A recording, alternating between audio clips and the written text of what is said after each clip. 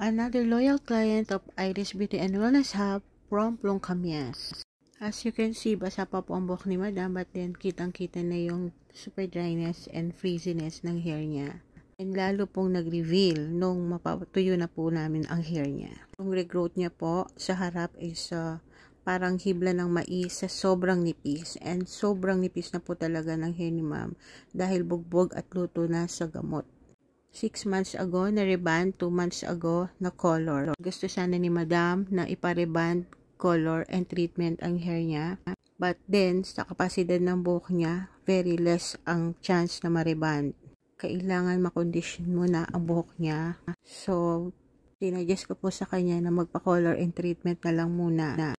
And after a month, bumalik siya para sa protein straight treatment naman. Malaking tulong po kasi yon para ma-restore, revive yung hair niya, mabawasan ang dryness, super dryness, and frizziness dahil yung mga treatment naman may mga 60% straightening effect.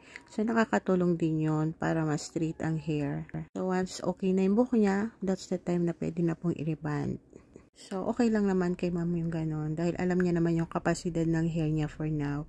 So as we proceed, nagkulay na po ako dyan. So, tinone down ko yung old color niya na medyo matingkad na at rusty color na. Nag-tone down ako dyan.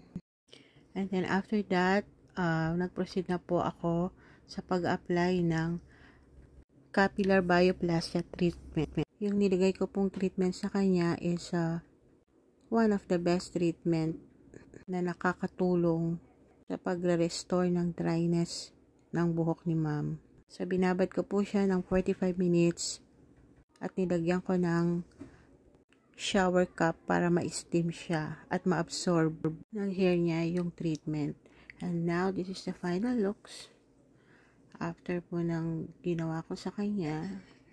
So, medyo umokay na po ng konti buhok niya, pero as per my advice, wag mo na siyang shampoo na madalas, if by chance once a week lang, and then treatment, hair mask and conditioner lang po ang i-apply niya sa hair niya habang kinokondisyon ang buhok niya. Thank you so much, Miss Lance of Plong Camias, for trusting Iris Beauty and Wellness Hub. Watch out po for my next video. Papakita ko po sa inyo ang mga bagong products na gagamitin ko sa hair services. And sa mga gusto pong magpabook dyan, PM lang po kayo sa FB page namin. Thank you for watching.